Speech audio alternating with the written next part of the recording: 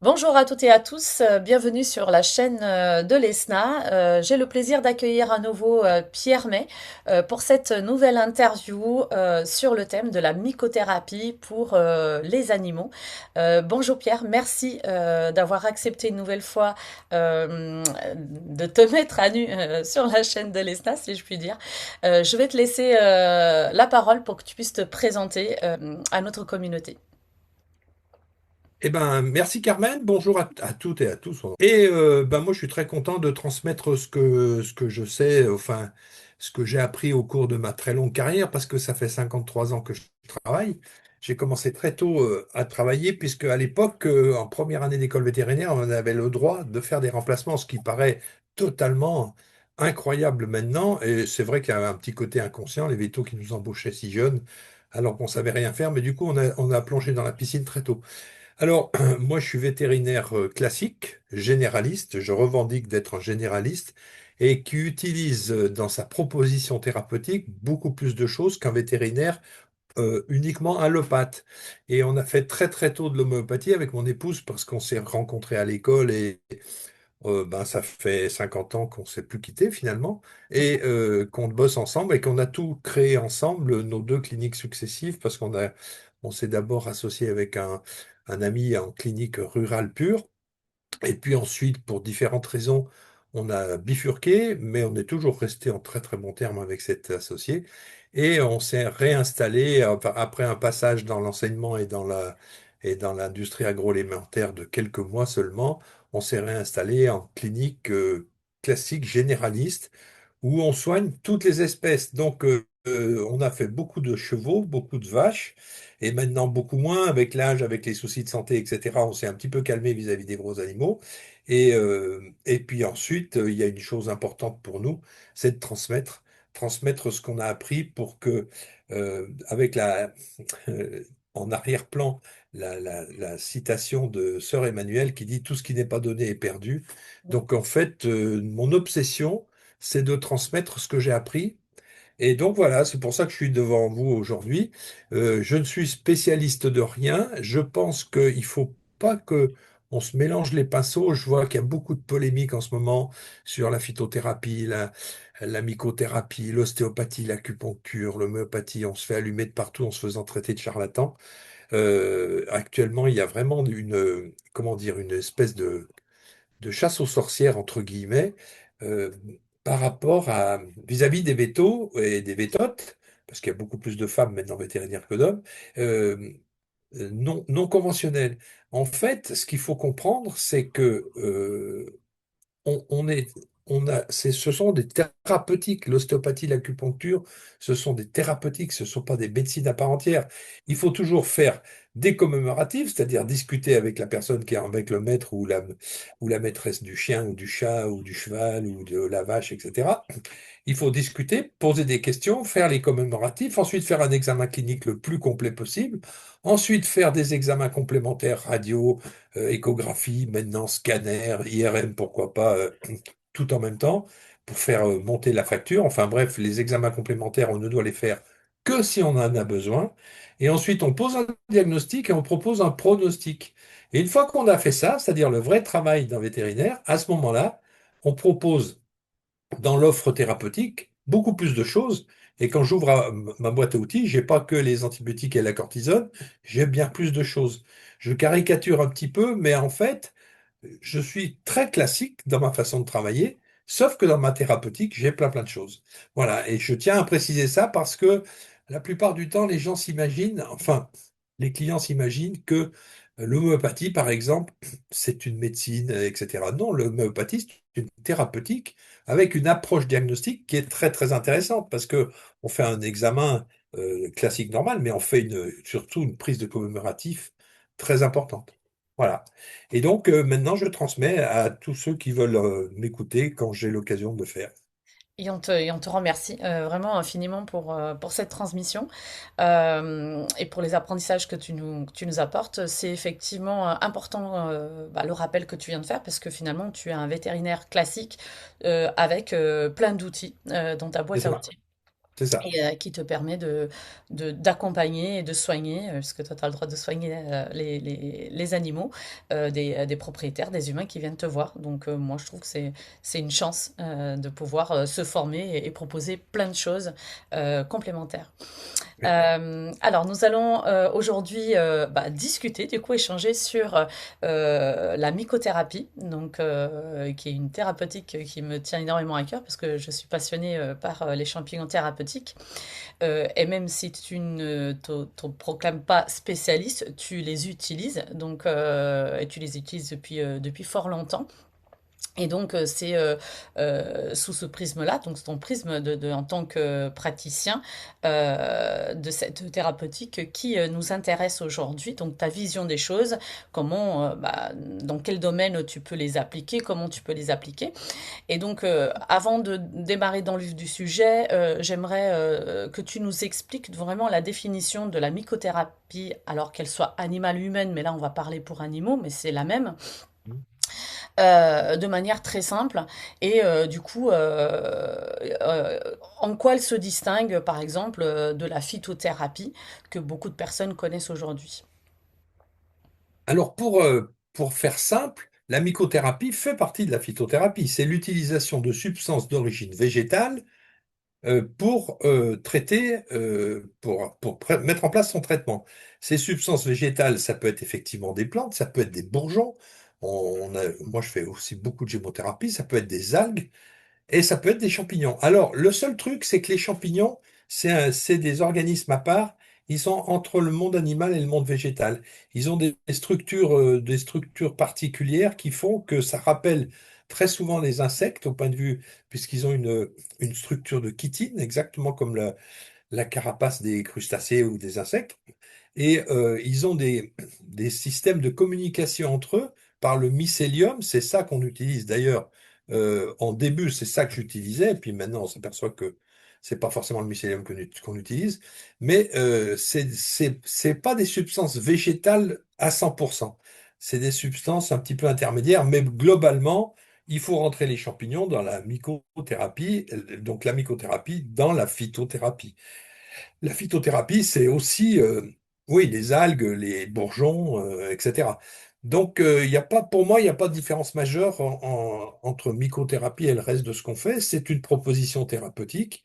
Euh, Par contre, l'homéopathie, c'est pas de la phytothérapie puisqu'on utilise des substances d'origine animale, mais très diluées.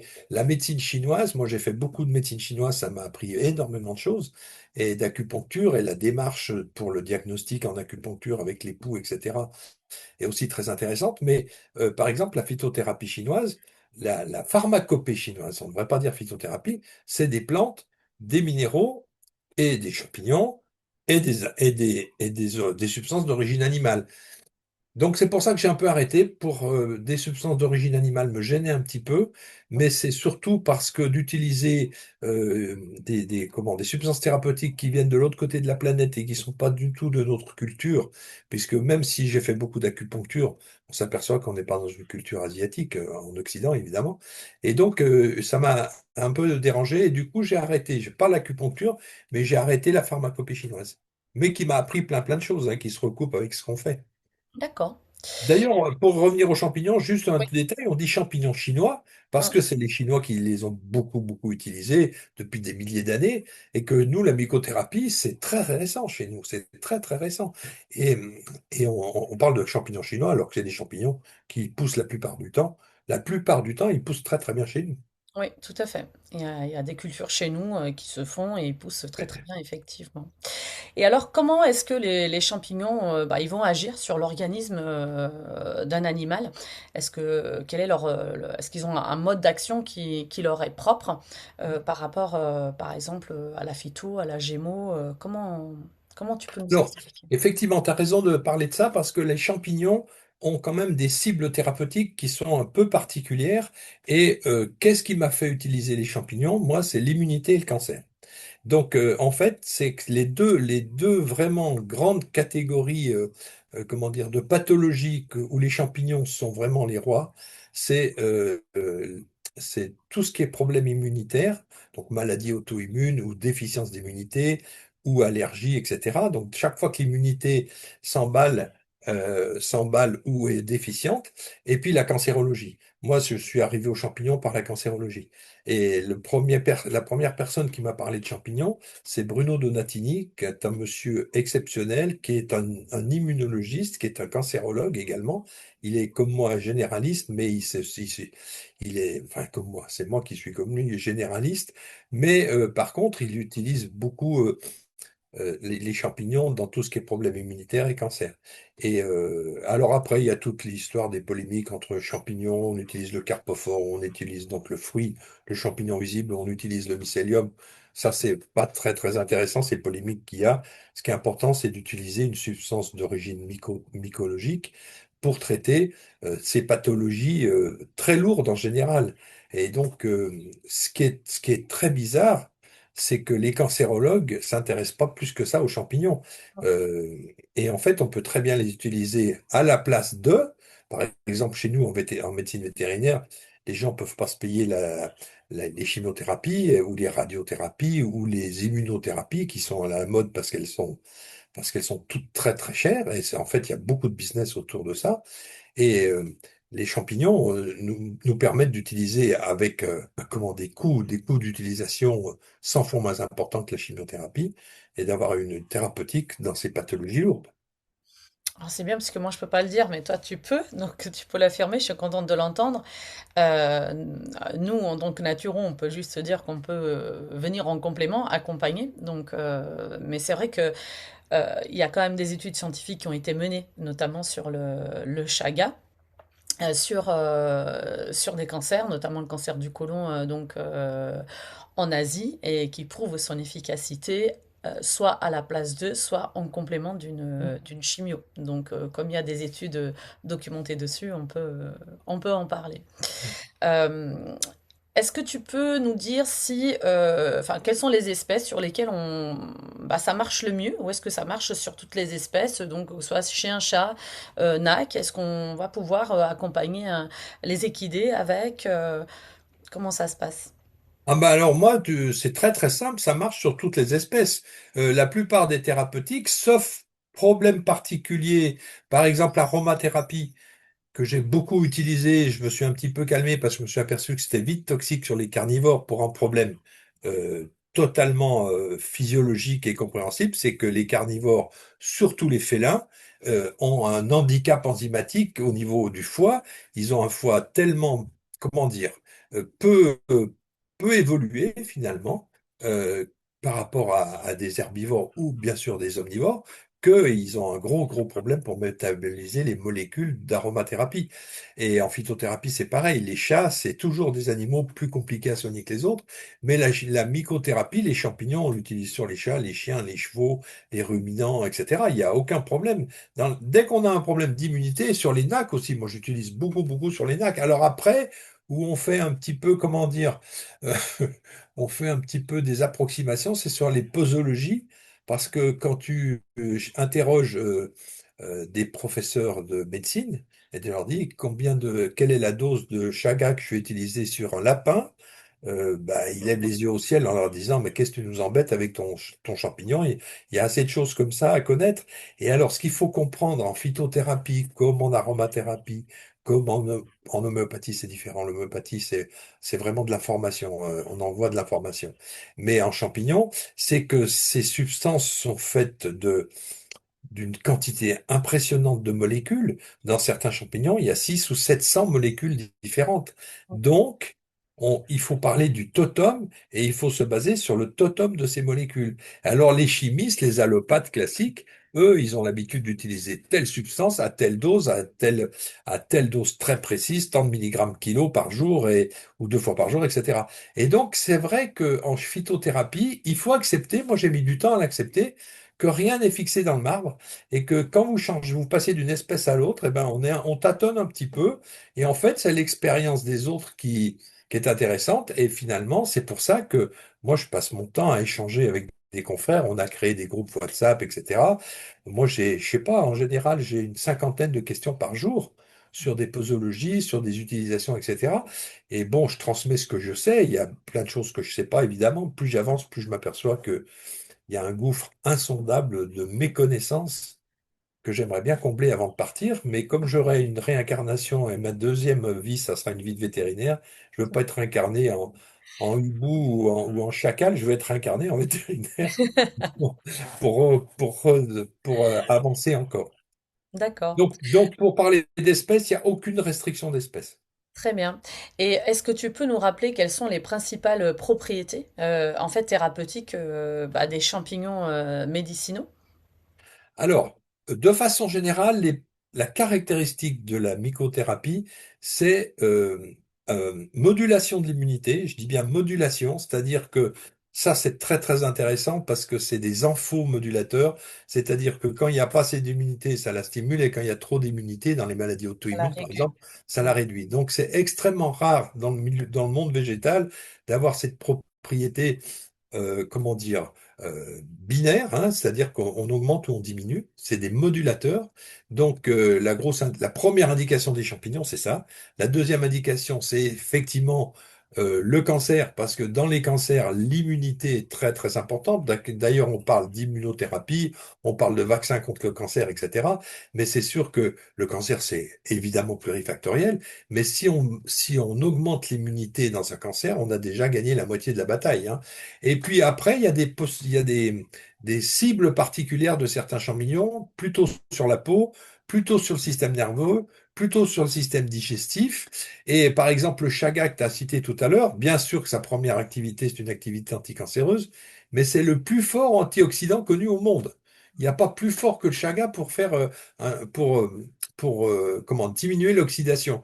Donc, les cibles, c'est bien sûr immunité cancer, et puis après, en fonction du champignon, il y a des cibles particulières qu'on pourra détailler au cours de cette conversation. Très bien. Alors, est-ce que tu peux nous indiquer peut-être quelques cas encore plus précis? Est-ce qu'on peut l'utiliser lorsque nous sommes face à des pathologies chroniques ou c'est plutôt pour la convalescence ou des phases aiguës? Comment ça se passe? Ou on peut l'utiliser sur toutes ces phases-là?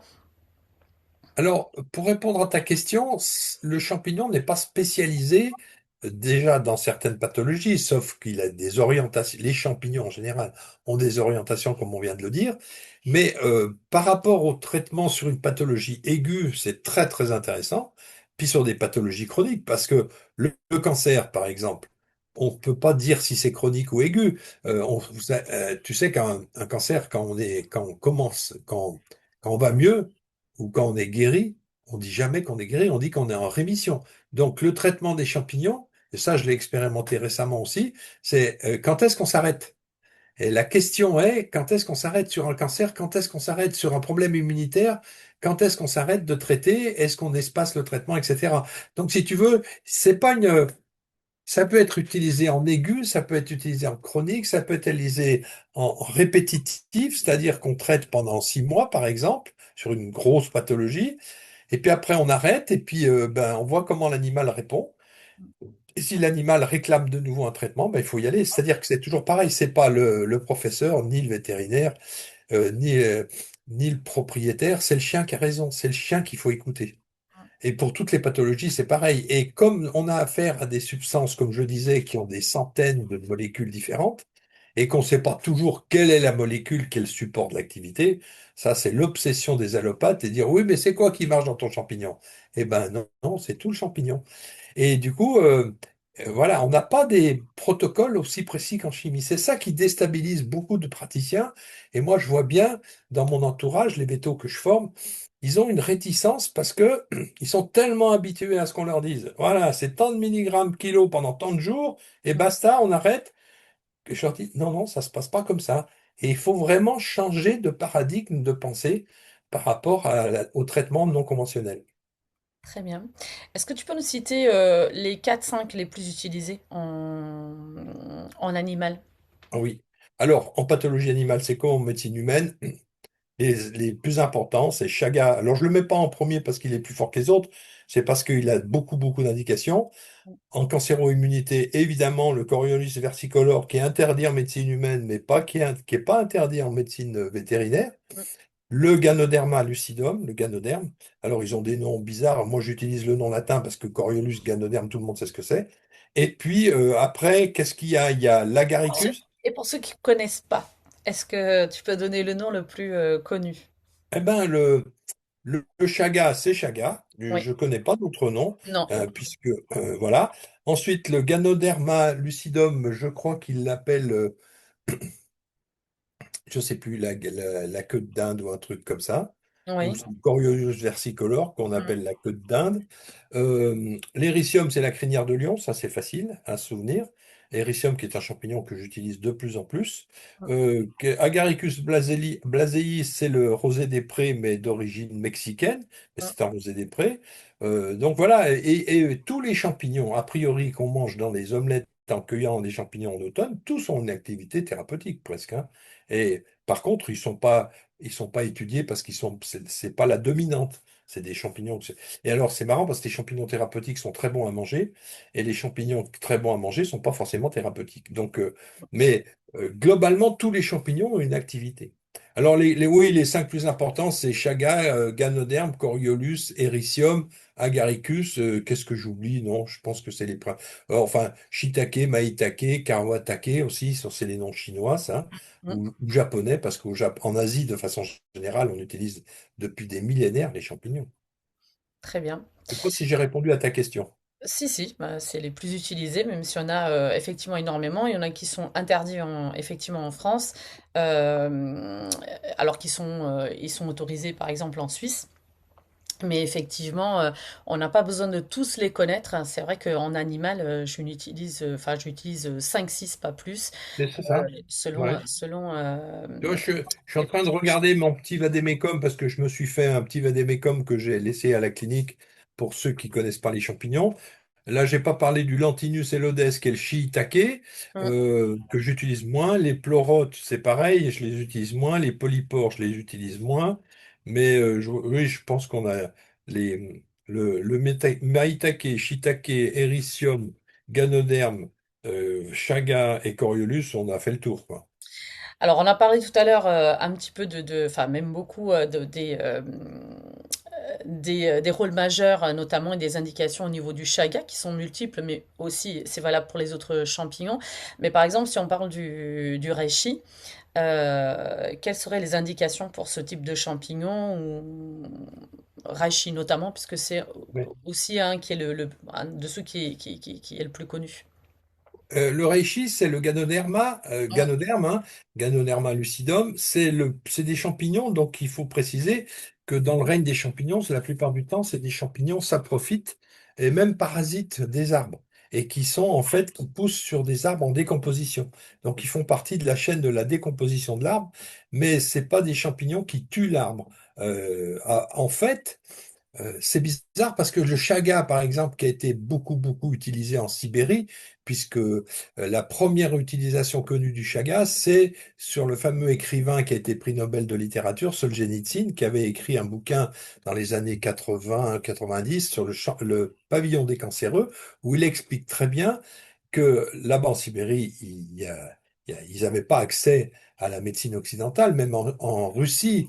La Russie est très intéressante dans ses thérapeutiques parce que comme ils n'avaient pas accès à la chimie occidentale que nous, on connaît depuis à peu près presque 100 ans, eux, ils ont beaucoup utilisé des thérapeutiques dites non conventionnelles, et en particulier les champignons. Et le chaga a été mis en, comment dire, en vedette par le médecin qui soignait les prisonniers du goulag, puisque tous les intellectuels sous Staline étaient dans les goulags, dans des conditions effrayantes.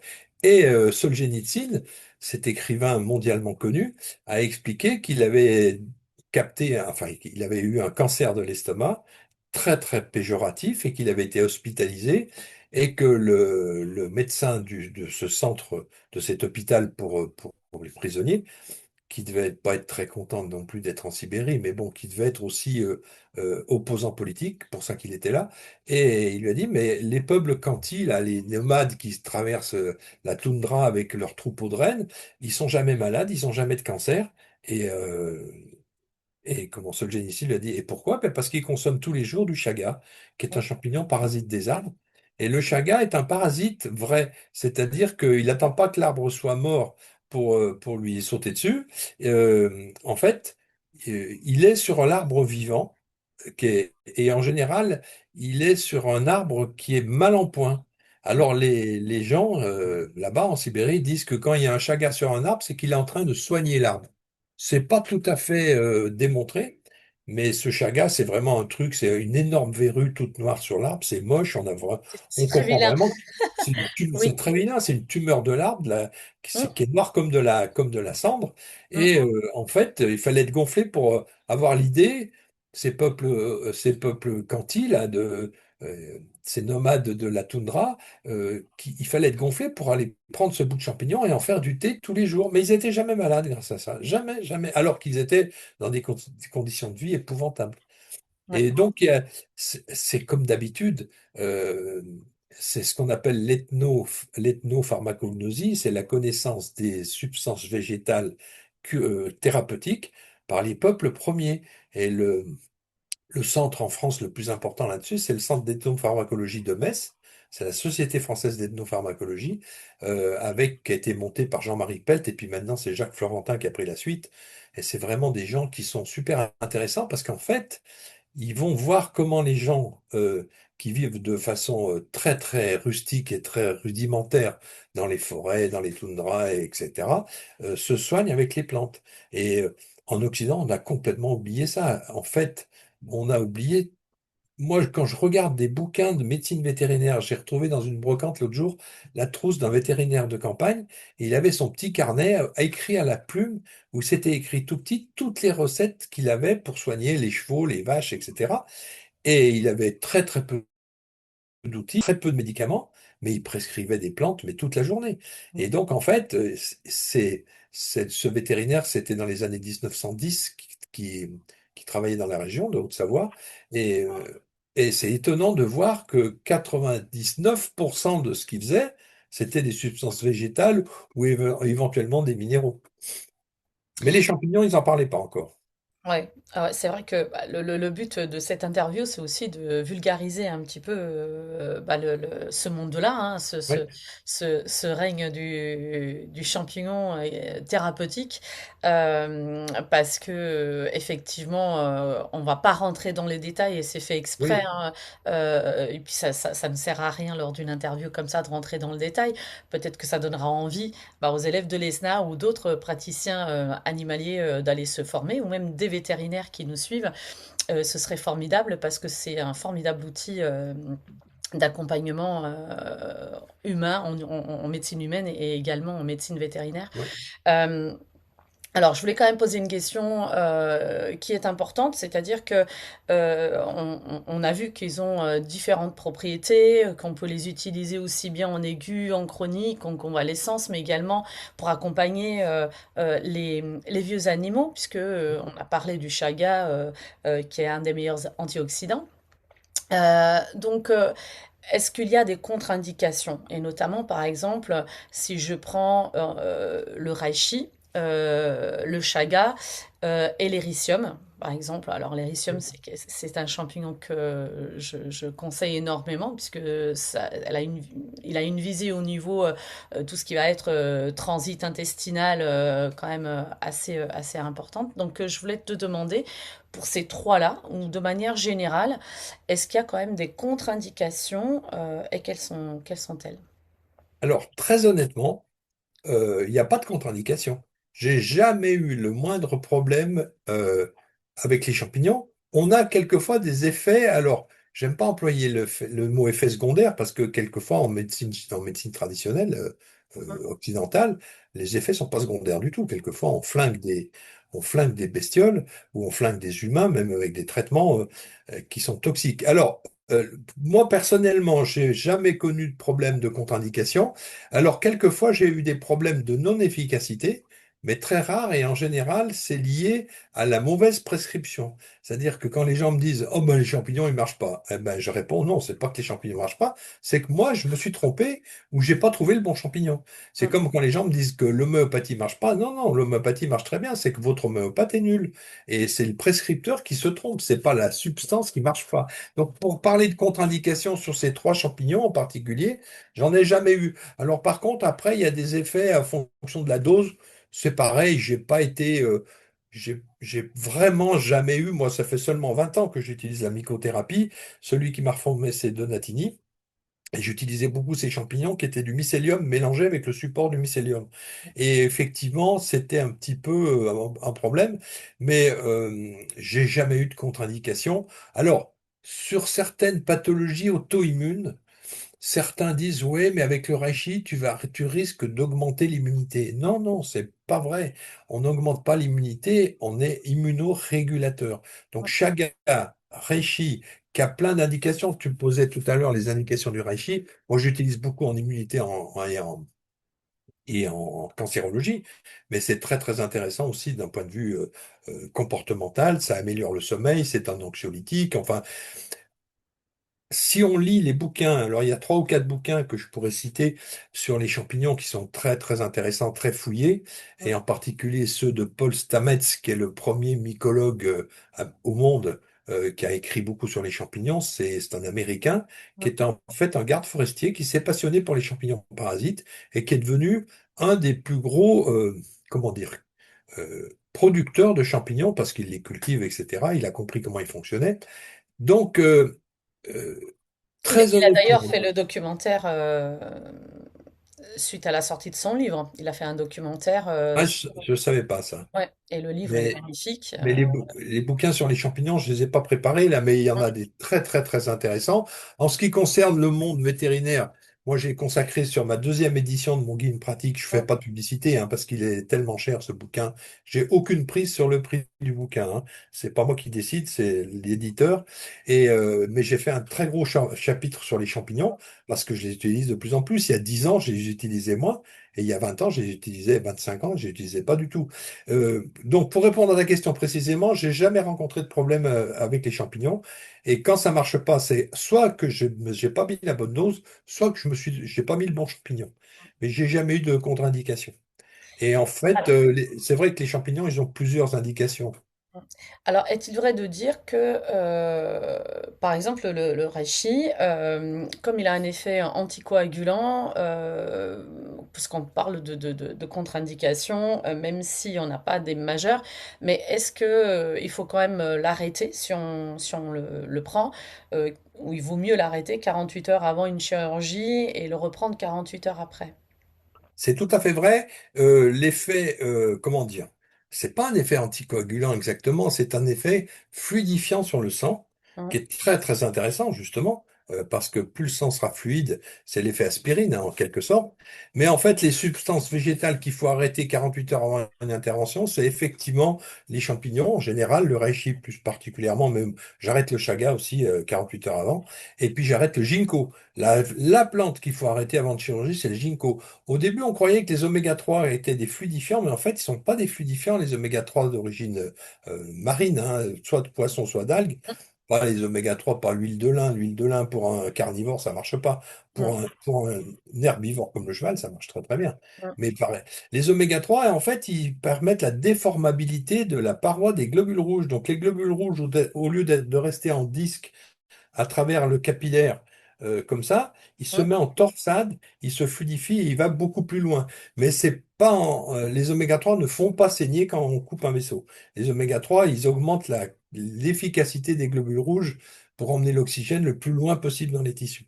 Les deux seuls trucs que j'arrête, c'est effectivement les champignons en général, hein, et que j'arrête, c'est Ginkgo. le ginkgo. Alors, très honnêtement, la plupart des seniors chez nous sont sous champignons et sous ginkgo avec des substances adaptogènes aussi comme Mhm, l'ashwagandha, etc. Mais le ginkgo est la plante qu'il faut utiliser sur les seniors. Et si on a un mélange de ginkgo et d'éricium, on a vraiment une action sur le système nerveux qui est spectaculaire. Et tous ces chiens, par exemple, on donne un rendez-vous pour un détartrage sur un chien. Et c'est dans un détartrage d'un vieux chien, le détartrage commence par l'extraction des dents pourries. Mmh, Et donc on extrait une dent, une deuxième, on dit, ah d'accord, on a oublié d'arrêter le ginkgo parce que ça saigne 2 fois plus. mmh. Mais franchement, on n'a jamais eu de pépins chirurgicaux parce qu'on avait oublié le ginkgo, oublié les champignons. D'accord. Parce que, bah oui, puis ça a des effets tellement intéressants que les gens pensent même pas à l'arrêter. C'est pas une option, hein, d'arrêter le ginkgo quand on voit les effets que ça a. Mmh. Je vais Ou les rappeler champignons. également que le reishi a une action hormonale en termes de régulation, hein. C'est un Oui. régulateur hormonal exceptionnel également, aussi bien sur les femelles que sur les mâles. C'est vraiment un champignon que je conseille à peu près à toutes les sauces lorsque je dois mettre en place un complexe, tellement ses bienfaits sont multiples et ils sont extraordinaires. Il y a un Euh, champignon à propos d'hormones, hormones sexuelles mm, surtout, et éventuellement le cortisol, qu'on considère maintenant comme une hormone presque. Le champignon qui est le plus stimulant au niveau hormonal, mâle comme femelle, c'est le cordyceps. Et le mm, cordyceps, c'est un champignon qui est maintenant, grâce à certains labos, qui est cultivé, mm, alors qu'avant c'était un champignon qu'on récupérait dans les hauts plateaux du Tibet. C'est un champignon parasite d'une chenille de papillon et que c'est en voie de disparition. Dans tout ce qu'on fait, nous maintenant, on essaye d'avoir une thérapeutique éco-responsable. Pour se convaincre de ça, ce qu'il faut, c'est lire le bouquin d'Aline Mercant, qui mm. est une médecin homéopathe de Grenoble, donc qui est de la région, et qui a écrit un bouquin qui s'appelle La phytothérapie éco-responsable, où le sous-titre, c'est Comment soigner sans piller. Et effectivement, elle parle aussi des champignons et du cordyceps, qui était une catastrophe écologique, puisqu'il y a pratiquement plus de cordyceps dans les hauts plateaux sur ces chenilles, qui sont, parce que tout a été ratiboisé par les populations locales, parce qu'on vend 1 kilo de cordyceps vaut 40 à 50 000 euros. Donc ces gens, ça les faisait vivre pendant 1 kilo de cordyceps, les faisait vivre largement pendant une année. Et maintenant, ça y est, on sait le cultiver sur des céréales et il est un tout petit peu moins puissant, mais au moins on le cultive sur de l'orge ou sur de l'avoine et ça marche très, très bien. Très bien. Ok. Alors, si on devait parler sous quelle forme on peut les administrer, Ouais. alors, il existe bien sûr la poudre, extrait sec, extrait liquide. Toi, qu'est-ce que tu conseilles? Alors, la plupart du temps, donc il y a 3 ou 4 labos qui sont sérieux dans mycothérapie. Mm, Là, moi, je fais pas de publicité. De toute façon, je fais aucune, j'ai aucun lien, aucun conflit d'intérêt avec aucun mm, labo parce que je ne me fais jamais payer pour faire une conférence. mm, Donc, je suis tranquille, j'ai aucun conflit d'intérêt. Mais la plupart du temps, on utilise maintenant des extraits parce que si on utilise de la poudre de carpophore, les doses vont être vite importantes sur les gros animaux. Les extraits liquides sont intéressants justement. Il y a 2 laboratoires qui font des extraits liquides de champignons.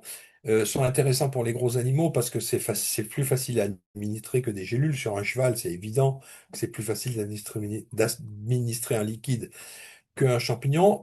Mais actuellement, on utilise des extraits de 1 pour 8 à 1 pour 12 dans certains laboratoires. C'est ce qu'ils font un extrait sec, c'est-à-dire que ils évaporent pas mal d'eau dans la solution et puis ils concentrent l'extrait. Et donc, on a des champignons avec une gélule qui traite un chien de 30 kilos facilement entre 20 et 30 kilos sur un cheval. Alors, ce qui est drôle, c'est on a compris récemment dans notre groupe de veto, parce qu'on échange sans arrêt, que les doses de phytothérapie en gélules sur les chevaux sont presque les mêmes que sur les chiens. Et mm, on s'est posé la question, et moi j'ai répondu, mais ça se comprend tout à fait, parce qu'un animal herbivore, c'est sa culture de naissance de manger de l'herbe, de manger des végétaux. Alors que les carnivores, c'est pas du tout leur culture, même si on voit bien des chats qui broutent du chien-dent ou des trucs comme ça. Mais, et puis sur les omnivores comme nous, c'est pareil. Les doses doivent être plus importantes. Donc, la dose en général de phytothérapie, et c'est très vrai pour les champignons, doit être importante pour les carnivores, les chats carnivores stricts, les chiens carnivores opportunistes et ensuite un peu moins importante pour les omnivores, par kilo, hein, et oui, ensuite beaucoup moins importante chez les herbivores. Donc chez les chevaux, faut pas multiplier par 10 ou par 10 ou 15 la dose d'un cheval, la dose d'un chien, pas du tout. Quand on dit une dose de cheval en phytothérapie, c'est pas du tout le cas. Donc on a appris récemment que des gélules de champignons, on en file 2 ou 3 sur un cheval de 500 kilos. oui, et ça marche très Pas bien. mal, hein? Mm. Pas mal. Et au niveau des NAC, donc les NAC, au niveau de leur métabolisme. Alors c'est pareil, si tu as un serpent qui est exclusivement carnivore, il va falloir lui donner des doses plus importantes. Et Mmh, sur un serpent, je fais une demi-gélule, par exemple, sur un aquin. Alors, par contre, sur les reptiles herbivores, comme par exemple les pogonas ou par exemple les, les... Ah, j'en ai opéré une il n'y a pas très longtemps. Une femelle. Ah, ça va me revenir, c'est pas grave. J'ai pas pris mon ginkgo ce matin, c'est pour ça. Et pas, j'ai pas pris non plus ma crinière de lion. Ça dépend du mode alimentaire. En fait, on s'est aperçu, par exemple, sur les lapins, et les doses n'étaient pas importantes. C'est un herbivore strict, un lapin. Si on a, par exemple, un furet de 1 kilo a la même dose qu'un chat de 5 kilos. mmh, C'est un carnivore hyper strict. Et donc, on s'aperçoit que plus on va vers le carnivore, plus il faut monter les doses. d'accord. Ce qui est logique, hein, c'est tout Ouais, à fait tout à logique. fait. Quand on Ouais, ouais. réfléchit, c'est tout à fait logique. Donc, je ne peux pas vous donner les doses précises de toutes les espèces. Non, mais on va pas, non, on va pas Ouais, rentrer dans ce c'est pas le but, détail-là. oui, oui. Non, c'est pas le but. Mais c'est important de connaître cette notion, effectivement, Ouais. que selon le métabolisme Et le de mode chaque alimentaire, et le mode alimentaire de chaque espèce, bah, on n'est pas sur pas un sur le cheval même. est beaucoup plus grand, donc on va lui filer tout le flacon, les 180 gélules. C'est absolument pas nécessaire. C'est C'est vraiment pas très intéressant. les champignons, ça fait partie de l'offre thérapeutique, mais ça Mhm. fait pas tout. Et moi, je pense que ne faire que des champignons, ou que des bourgeons, ou que de la phyto, ou que de l'homéo, c'est se priver, en fait, de propositions thérapeutiques. Oui, et puis elles peuvent être parfaitement complémentaires. Et c'est du coup ma dernière question. Est-ce que, avec les champignons, y a-t-il des interactions avec, par exemple, les bourgeons, la phyto, ou est-ce qu'on peut les administrer en même temps? Qu'est-ce que toi, Alors, comment tu la penses? question des interactions, c'est le sujet du jour, c'est-à-dire qu'on ne sait pas. Et c'est là-dessus qu'on se fait attaquer par les allopathes qui disent, ouais, mais vous savez pas si votre ginkgo, il agit pas sur tel truc. Alors, on connaît quelques interactions, par exemple, le millepertuis, qui est une plante merveilleuse Mm, contre la dépression. Et on dit, ah ben non, non, le millepertuis, c'est trop dangereux, il y a des interactions, etc. Sur les cytochromes 450, alors, les gens te sortent des grosses théories. Et en fait, très très honnêtement, on est un petit peu dans le flou artistique là, c'est-à-dire qu'on espère qu'il n'y aura pas d'interaction.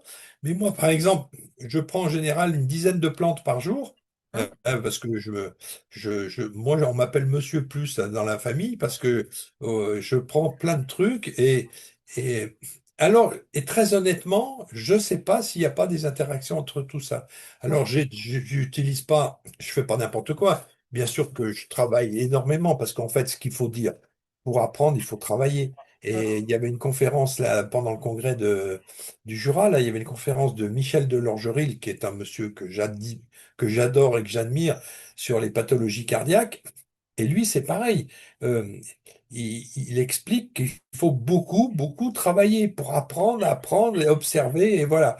Alors, pour revenir aux interactions, très honnêtement, on connaît certaines interactions mhm, sur des plantes, sur des bourgeons, sur des champignons très très connus, mm, mais on ne sait pas tout. Et alors très souvent, je vais employer un terme qui est très utilisé par nos détracteurs, on est des apprentis sorciers.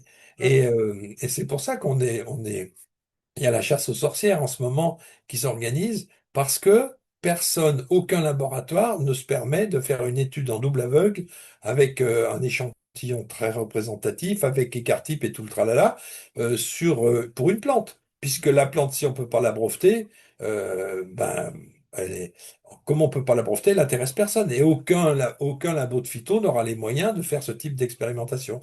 Donc, en ce qui concerne les interactions, on est un petit peu dans le flou artistique. Mais j'ajoute à ça que les allopathes ont des interactions, et c'est pareil. Quelquefois, moi, je suis copain avec la pharmacienne du coin, qui est très, très nature et naturo, etc. Et elle me dit, mais je vois des ordonnances de médecins que je suis obligé de corriger parce qu'il y a des interactions, des associations de, pas de plantes, des associations de molécules qui sont totalement dangereuses. Et c'est là que l'intelligence artificielle va peut-être nous aider les médecins à pas se tromper quand ils font une ordonnance. mm, L'intelligence artificielle, moi, je suis très, très réservé vis-à-vis de ça, Mais c'est vrai que c'est une base de données immédiate. Mm, C'est-à-dire que c'est très très intéressant qu'on propose une ordonnance à l'intelligence artificielle. On dit est-ce qu'il y a des risques d'interaction? mm, Voilà. Mais par exemple, là, on n'est pas rentré dans le détail des champignons, mais par exemple, le reishi, il est utilisé beaucoup, beaucoup pour l'immunité, en mm, association avec le Coriolus. Et est-ce qu'il y a des interactions entre le reishi et le Coriolus? J'en sais rien. mm. Euh, Apparemment, ils sont très, très utilisés ensemble, puisque le docteur Donatini avait sorti un produit qui s'appelait le Ganocor, Ganoderm Coriolus. Et, euh, et un autre champignon que j'utilise énormément, mais surtout en neuro et en digestif, c'est la crinière de lion, Mm. c'est l'éricium. Bien Et sûr. l'éricium, quand je l'utilise très souvent, c'est sur des seniors avec des pertes de cognition, etc., qui sont déjà sous oméga 3 obligatoire, oméga 3 DHA EPA, Oui. c'est-à-dire les oméga C'est 3 de la d'origine mer, hein. animale. Mm, Voilà. Et j'utilise, et très souvent, ces chiens seniors qui perdent un peu la carte, pour parler vulgairement, ces chiens seniors, je les mets sous Ericsson, mais ils sont déjà sous Ginkgo. oui. Et je me dis, euh, est-ce que j'ai un risque? Peut-être. Mais c'est le chien qui nous le dit. Moi, je suis très, très à l'écoute des gens après mon traitement et je vérifie toujours, toujours si ça marche. Je téléphone aux gens, je leur demande, est-ce que ça marche? Comment est le chien? Est-ce qu'il a mal réagi? Et s'il y a le moins de problèmes, vous m'appelez. Alors, mes assistantes, elles me disent, mais putain, 80% des coups de fil, c'est pour vous. Ben, je dis, ben, parce que oui, je demande aux gens Ben de me oui. tenir au courant. Alors les filles, ça les embête parce qu'elles n'ont pas que ça à faire de répondre au téléphone et de me passer le téléphone. Et moi, et je leur dis, ben, écoutez, prenez le message et puis je rappellerai, etc. Et c'est très important dans ces médecines non conventionnelles Mm, où on ne sait pas toujours où on va, mais en médecine classique, c'est pareil, hein. On ne sait pas toujours où on va, mais c'est très important d'écouter l'animal. Comme tu dis, on soigne un animal, on ne soigne pas une maladie, mm, on soigne un animal qui a ça comme pathologie, mais des pathologies associées.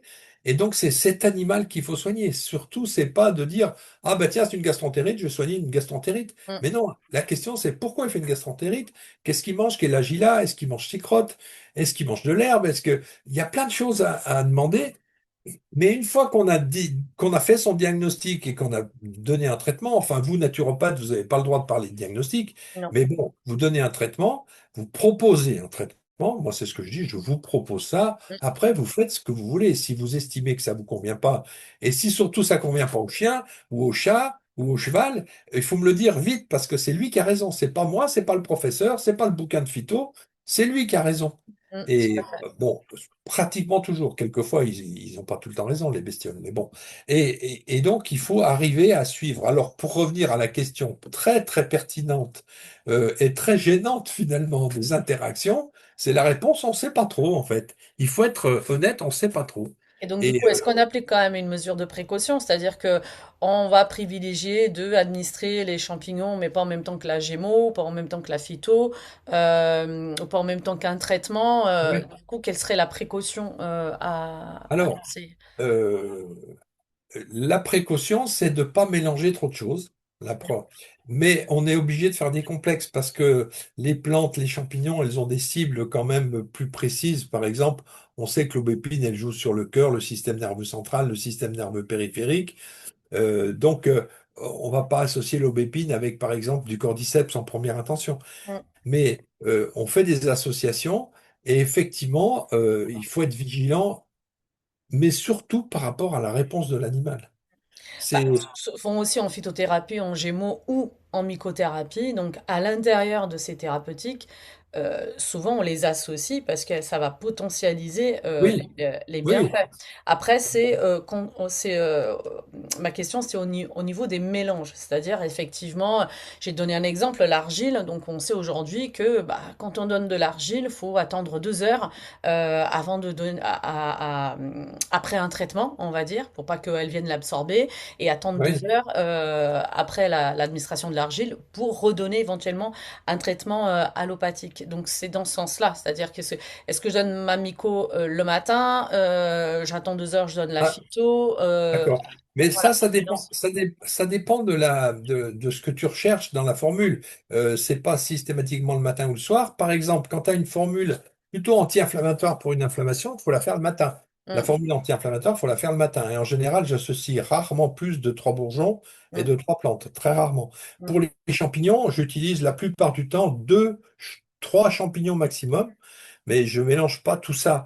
Et quand tu as une cible inflammatoire, stimulante, plante adaptogène ou champignon adaptogène, ben, bien sûr que c'est le matin. Si tu donnes des adaptogènes le soir, ben, tu vas pas dormir. mm, Mais par contre, quand tu veux reconstruire, par exemple, les traitements d'arthrose, les compléments pour l'arthrose, les compléments pour refabriquer du cartilage, pour cicatriser, pour reconstruire, s'il faut les donner le soir, parce qu'on utilise quel que soit l'âge, l'hormone de croissance qui est sécrétée pendant la nuit. Même un vieux bonhomme comme moi, il sécrète toutes les nuits des hormones de croissance. Donc quand je prends des chondroprotecteurs mm. pour mes cartilages vieillissants, ben, je les prends le soir, évidemment. Les oméga 3, si tu veux avoir un effet anti-inflammatoire, tu les donnes le matin. Si tu veux avoir un effet structure, un effet, comment dire, plutôt physique de réparation, tu les donnes le soir.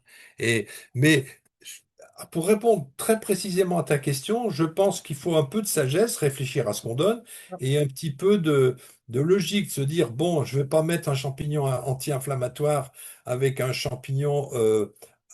avec un champignon cicatrisant au même moment, par exemple. Euh, Très bien. donc, Et du coup, j'ai une pareil. question qui me vient puisque tu parlais d'arthrose. Oui, Au niveau de la mycothérapie, quel serait celui que tu indiquerais en première intention pour un problème d'arthrite ou d'arthrose, enfin de alors, rhumato? c'est pas du tout le champignon que j'utilise en premier, comme pour la cardio. C'est pas, mais le seul champignon qui m'intéresse pour moi, par exemple, c'est le Mm, cordyceps. Parce qu'on sait très très bien que les cartilages sont hormonodépendants, que mm, l'os est hormonodépendant. La preuve, c'est que l'ostéoporose atteint que des femmes et des hommes en fin de parcours, mm, ménopausés ou andropausés. mm, Et l'avantage du cordyceps, c'est que c'est un champignon qui est anabolisant. Et donc pour l'arthrose, mais c'est pas du tout le champignon en premier. J'utilise le cordyceps moi. mm, J'utilise le chaga qui est un antioxydant puissant mm, pour l'arthrose, mais c'est pas du tout la priorité. Les champignons, c'est pas. Ce qu'il faut bien se mettre dans la tête, c'est que c'est pas une panacée universelle les champignons. Ils ont une action. L'indication des champignons, pour revenir au début de notre conversation, c'est l'immunité, le cancer mm. et puis l'adaptation. On va dire ça comme ça. D'accord. Et puis très souvent, par exemple, le ganoderme, il fait tout ça. C'est un Mm, adaptogène aussi. Mais on peut pas tout soigner juste avec les champignons ou avec les bourgeons, c'est pareil. mm, Même si les bourgeons prennent de plus en plus de place dans nos thérapeutiques, parce que le rapport efficacité, prix, concentration est très très intéressant par rapport aux plantes, mais on va pas tout faire avec avec la mycothérapie, avec la gémothérapie, tu vois. Les algues, c'est pareil. Il y a des algues très, très intéressantes, mm. mais on peut pas tout faire avec des algues. Dire je ne soigne, moi, qu'avec des champignons, je dis non, non, sûrement pas. Mmh.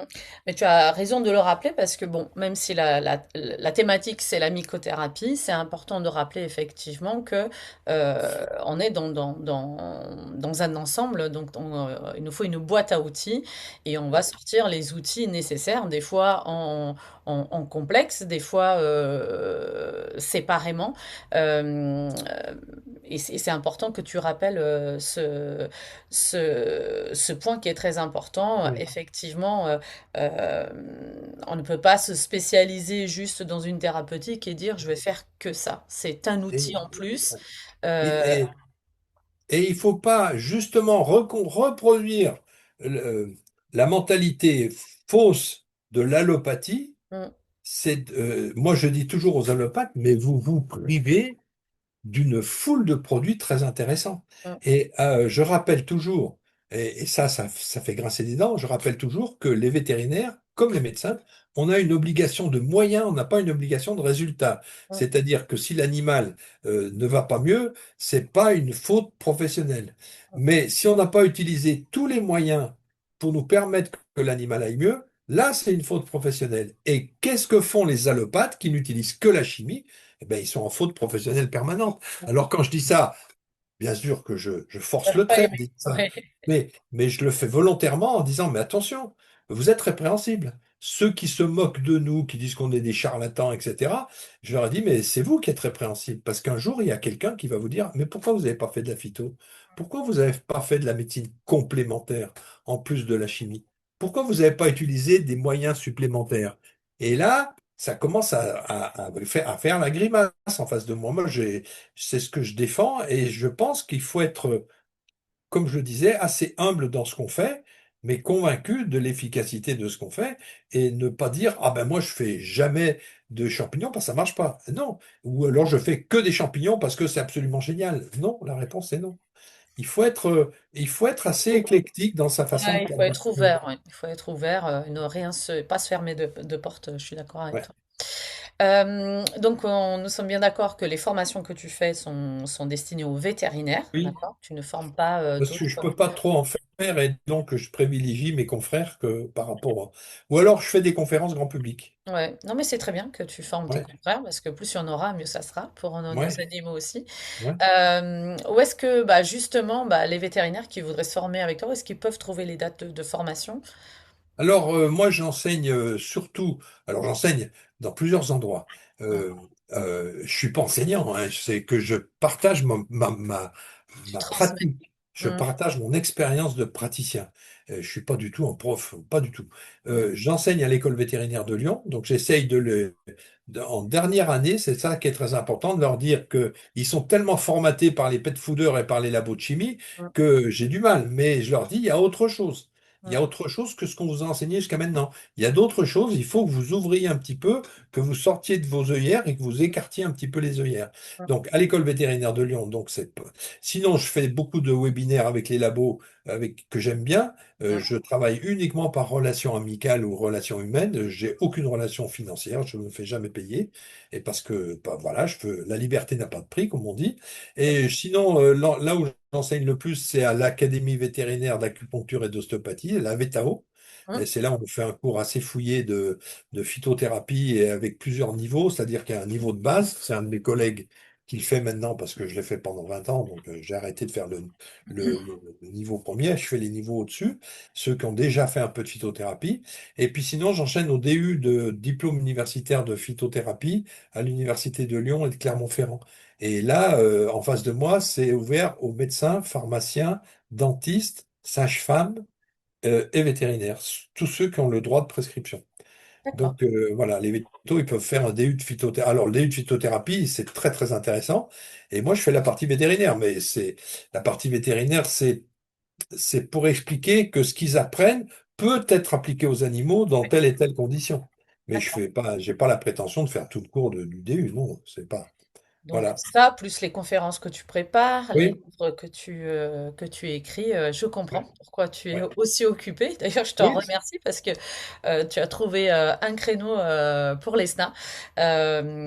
Et je sais que c'était pas évident. Tu viens de sortir d'un congrès dans le Jura, donc au domaine arc-en-ciel.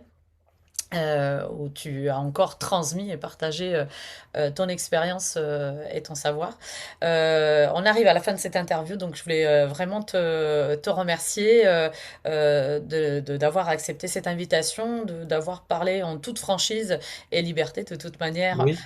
puisque c'est comme ça qu'on aime nos invités, et d'avoir participé donc à vulgariser donc la mycothérapie avec tout ce que ça comprend auprès aussi du grand public et qui suit la chaîne de l'ESNA et nos réseaux. Merci beaucoup Pierre, à très bientôt. Merci à tous ceux et à toutes celles, tous ceux qui vont suivre cette interview sur notre chaîne YouTube et à très bientôt. À bientôt Pierre. Allez, au revoir.